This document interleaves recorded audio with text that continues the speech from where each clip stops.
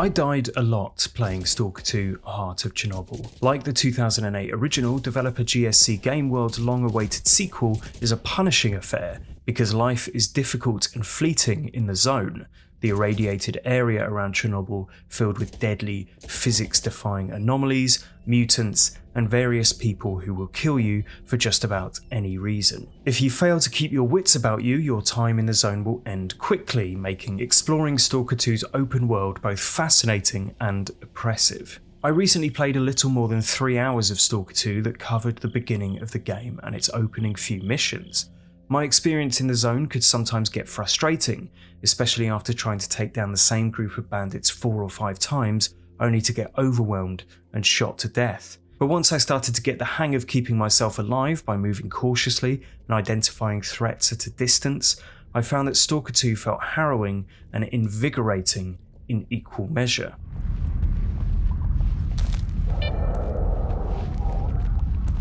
Stalker 2 starts by immediately introducing you to the weirdnesses of the zone.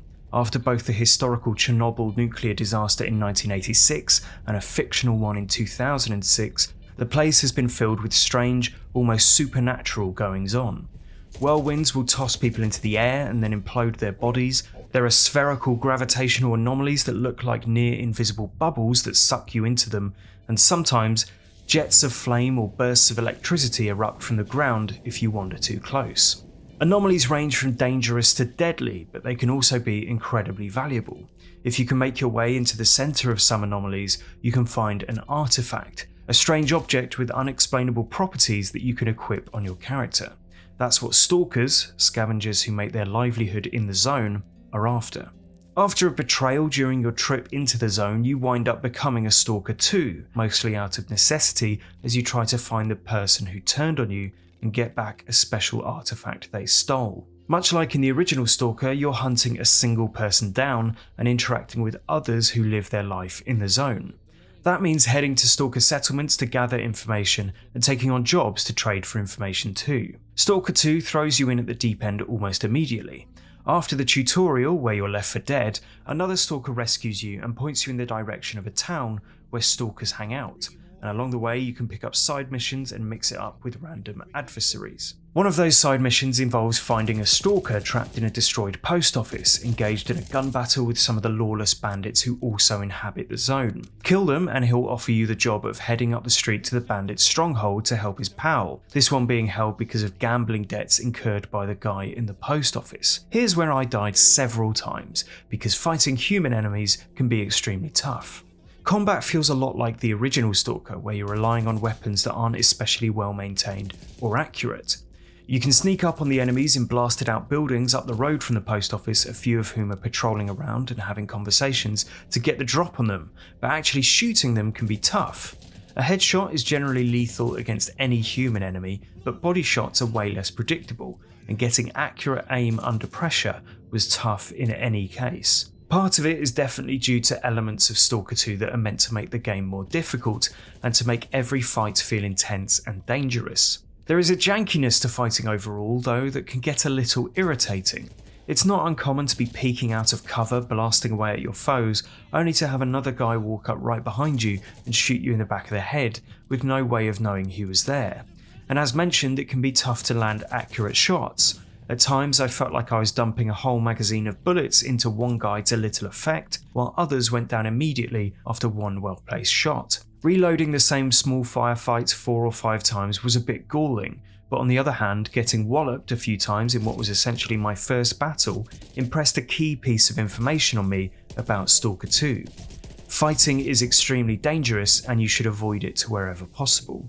The unreliability of combat feels intentional. The developers want you to be careful about taking on people you find out in the world and staying on guard to avoid bumbling into firefights. It also had me thinking twice about future side quests. Did I really want to walk into some meat grinder of a bandit camp just for a few coupons?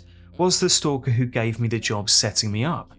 These elements put a different spin on Stalker 2's open world that works well for making the place feel dangerous at all times. Even cooler were my chances to just explore the zone and encounter strange things. Walking to any given place means watching for and avoiding anomalies and mutants as well as humans. I found 2 stalkers running from twisted pigs called fleshes at a farm and watching as one barricaded himself in the farmhouse while the other was killed by the creatures. Killing the creatures showed that combat can be just as clunky against mutants as it is against humans. Moments like this, again, gave Stalker 2 a more awkward feel than most modern games tend to have. There's a degree to which Stalker 2 seems like it's right out of 2008, which gives it both a unique feel in keeping with its setting and ideas, and sometimes makes it cumbersome to actually play. Later, I noticed another group of those same mutated pigs out in a field, with an anomaly floating nearby. This time, I drew their attention with a few gunshots and then stood with the anomaly between me and them,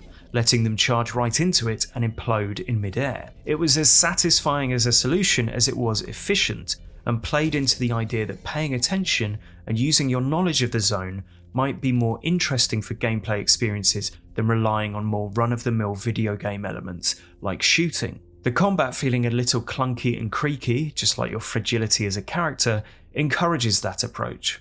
One side mission took me to a particularly cool location, a field of deadly anomalous poppy flowers. Like in The Wizard of Oz, the poppies make anyone who strays into the field uncontrollably sleepy, but if you fall asleep here, you never wake up. Running around searching for a lost religious icon belonging to someone who used to live in the area before the accident, I had to keep chugging energy drinks to stay awake. At the same time, a wisp of petals, some kind of anomaly seemingly alive, would whip through the field, bringing with it a stronger, deadlier dose of drowsiness. I finally found the icon and got the hell out of there after the screen went dark for so long I was sure I'd succumbed to an endless slumber among the flowers. The time spent in the settlement and advancing Stalker 2's main story presented a different kind of tension.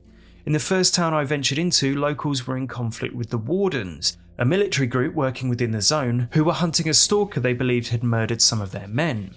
To get information about your betrayer, you can choose to work either with some of the locals who want to protect the accused, or work with the Wardens, taking on jobs for either one. If you talk to the Wardens, they'll send you a location where they think the murderer is hiding out, given to them by a local informant.